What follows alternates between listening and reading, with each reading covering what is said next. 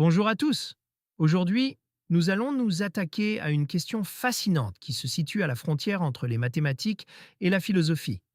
Le hasard existe-t-il réellement ou n'est-il qu'une illusion? Pour transformer cette idée en une véritable problématique de grand oral, nous allons explorer si ce que nous appelons hasard est un phénomène purement aléatoire ou s'il est régi par des lois cachées que nous ne maîtrisons pas encore. Cette réflexion s'appuie directement sur notre programme.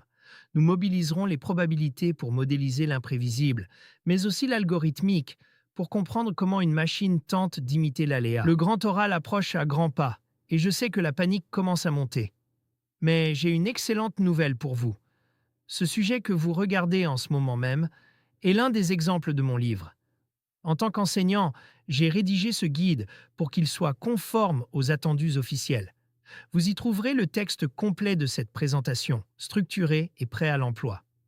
Regardez bien, vous avez ici 3 exemples complets et détaillés. C'est la méthode exacte que j'utilise avec mes propres élèves de terminale. Le temps presse, alors ne repartez pas les mains vides. Scannez ce QR code tout de suite pour télécharger votre extrait gratuit. Accédez immédiatement à la qualité d'un travail d'expert. Dès maintenant, notre parcours sera dialectique. Nous verrons d'un côté la puissance des probabilités et du chaos, et de l'autre, la nature fondamentalement déterministe des algorithmes et des lois physiques. D'abord, le hasard semble bien réel à travers la théorie des probabilités. C'est l'outil qui nous permet de quantifier l'incertitude et de donner une structure mathématique à des événements que nous ne pouvons pas prédire individuellement. Un exemple frappant est celui des générateurs de nombres aléatoires. Bien qu'essentiel en cryptographie ou pour les jeux, il pose la question de la pureté du hasard. Une machine peut-elle vraiment créer de l'imprévisible? La théorie du chaos vient complexifier les choses.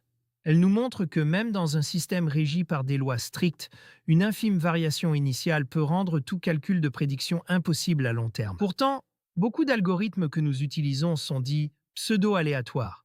Cela signifie qu'ils suivent une règle déterministe très complexe qui imite simplement le désordre pour un observateur humain. Il faut donc distinguer le hasard intrinsèque comme celui que l'on observe parfois en physique quantique, du hasard lié à notre ignorance ou à la complexité d'un système dont nous ne connaissons pas toutes les variables. En conclusion, le hasard en mathématiques est souvent une question de point de vue.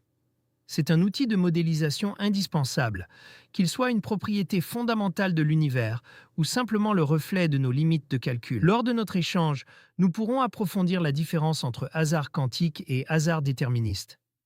Il est crucial de comprendre que le hasard peut être une règle de jeu tout en restant mathématiquement structuré. Pour les questions plus pratiques, nous verrons comment ces concepts s'appliquent à la cybersécurité ou aux prédictions météo.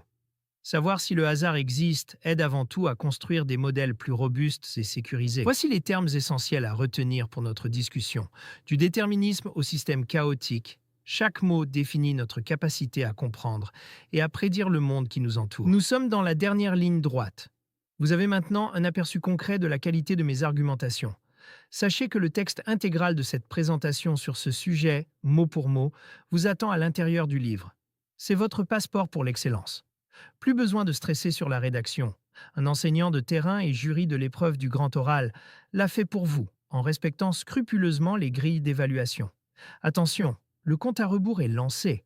Chaque jour compte. Ne prenez pas le risque d'arriver devant le jury avec une prestation approximative. Faites comme mes élèves qui ont déjà transformé leur stress en un 20 sur 20. Scannez le code ou cliquez sur le lien Amazon ci-dessous pour obtenir votre exemplaire. C'est le moment de sécuriser votre note et votre mention. On se retrouve tout de suite dans le guide. Si vous souhaitez aller plus loin, je vous recommande ces pistes de réflexion sur la philosophie des sciences. Elles permettent de lier les équations à une compréhension plus profonde de la réalité. Cette conclusion rappelle que la technologie n'est jamais totalement indépendante de l'humain. Les algorithmes amplifient souvent les choix et les valeurs présents dans notre société.